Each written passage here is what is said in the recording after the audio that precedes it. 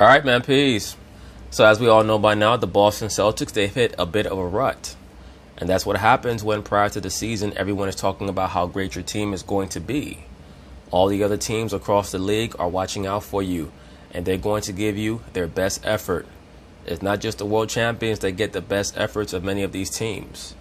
Oftentimes, many of these top players all across the NBA, they watch shows like this. They see who the media is talking about. They wonder themselves how good they are compared to who the media touts as being the next incumbent champion. And they want to show what they can do.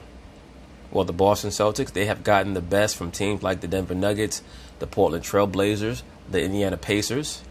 They've gotten their asses whooped quite a bit this season. And it seems to be wearing on Mr. Kyrie Irving, who now seems to be making a rather desperate plea to superstar general manager of the Boston Celtics, Danny Ainge, to contemplate acquiring the services of Mr. Carmelo Anthony. I'm not quite sure what exactly is going on in Kyrie's brain, other than the fact that I think that he's starting to understand that he's a bit in over his head in regards to leading these young guys. And Kyrie Irving is a young old head in the NBA. He's only 26, 27 years old, but he's been in the NBA now for 8 years. He's been to the finals 3 times. So even though he knows what it takes to get to the mountaintop, because he comes off as someone who's a bit of a neophyte himself, at the very least a neophyte as a leader, that can exude, that can emanate off of you. When even though you have experience winning the big one, it's not the experience of an alpha.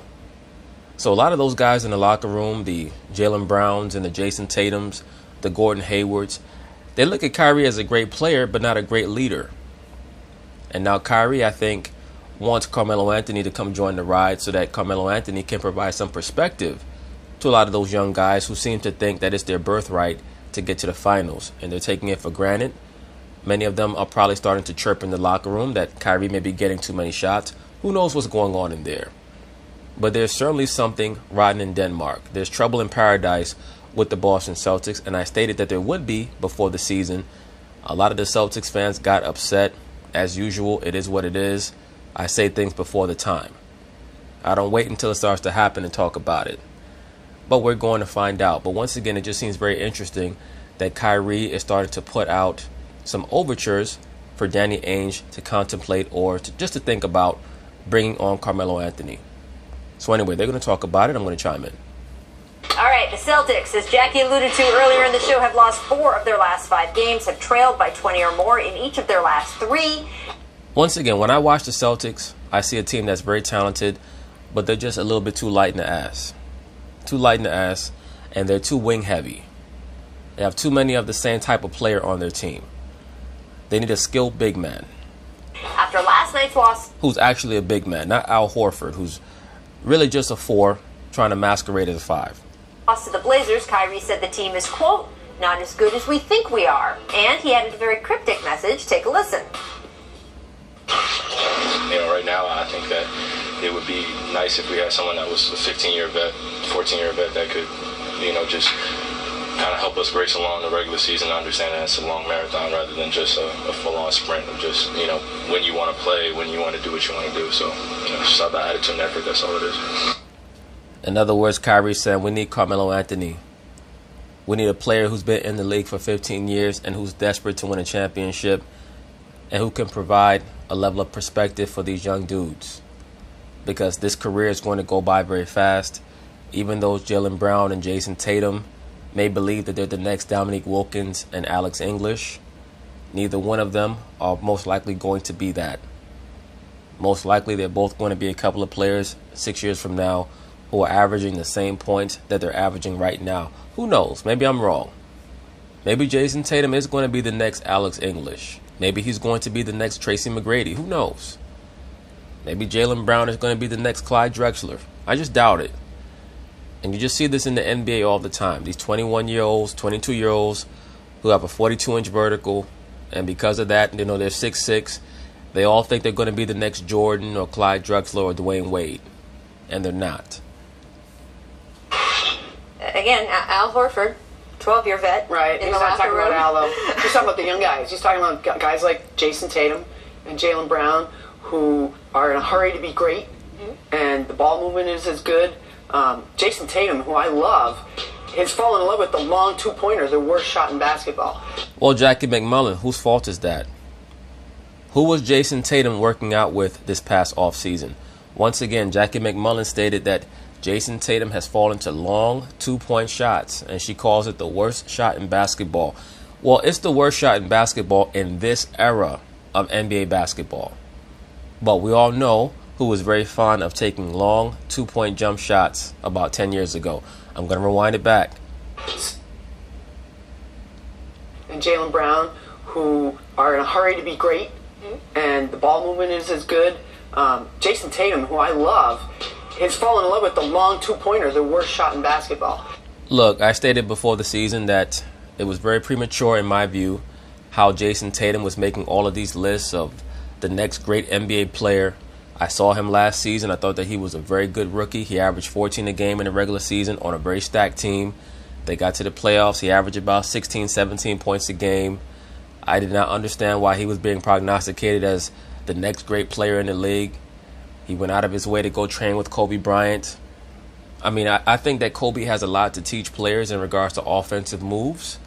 But in this NBA, Kobe would have to be a completely different player than he was in his career, because he patterned his game after Jordan. And Jordan and Kobe, but particularly Jordan, played in an era where you worked from the inside out. So for the most part, you were expected, if you were a great shooting guard, to master the mid-range game.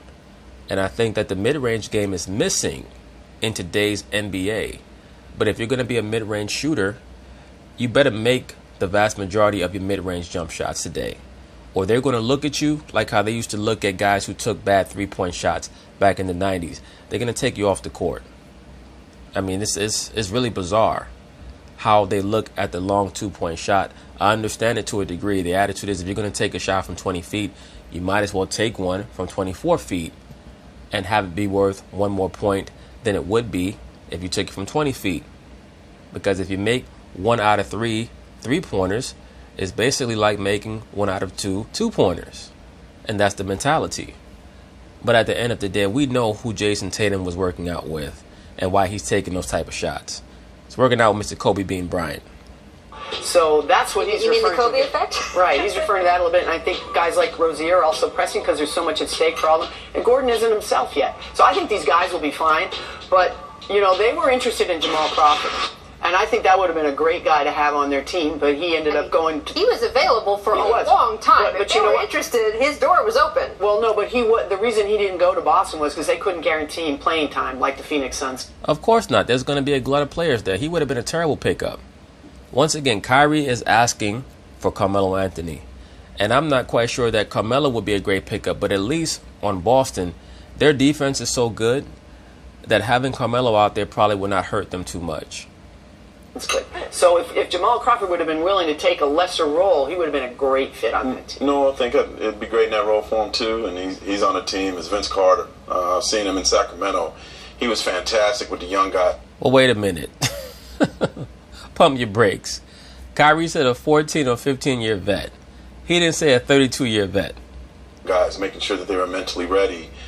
He wants to be here with you when he's done. Yeah, sure. He doesn't want to coach. Yep. But I think he'd be a fantastic coach, and I mean, come on, let's be for real. I think Vince Carter played against Will Chamberlain. he got him ready before the game, during the game, after the game. But And Jamal Crawford, to me, is the epitome of that. But here's the thing about Make a move, Vince Danny. and Jamal is that Vince wants to play. And to Jackie's point, in this Boston He's team, starting too. Vince was on the floor last night at the key closing moments of that Right. Lakers game. That's not He's happening still in Boston. dunking all over everybody. Dunk contest this year. I'm just saying. He still thinks he can contribute, and he wants to do that. And honestly, that's what I said all summer about Carmelo Anthony too. You got to decide, as you're an older, aging player in this league, what do you want? And it is okay to say, Not just decide what do you want. You have to decide within yourself if you're willing to do the things that it's going to take to get what you claim you want. Everybody can talk about what they want out of life, but are you willing to put forth your best effort to get what you want, and understand that in the process of getting what you claim you want, it's not always going to involve you being glorified.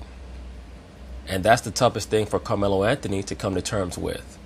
The notion that, yes, I want to be a champion, but no, I'm not going to be the lead guy. It's very difficult for him, and it's going to cost him in a big way.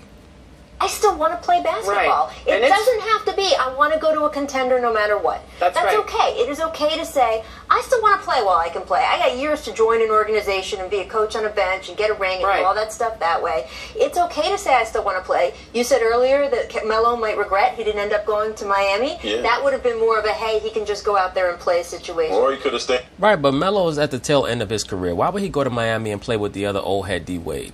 D. Wade already has 3 chips. It's going to be like, why are you here, dude? Are you here to fuck the broads on South Beach? Is that why you're here? It made all the sense in the world for him to sign with the Houston Rockets. It just made no sense for the Rockets to sign him if they were not still going to have Ariza and Umba Amute and all those other guys.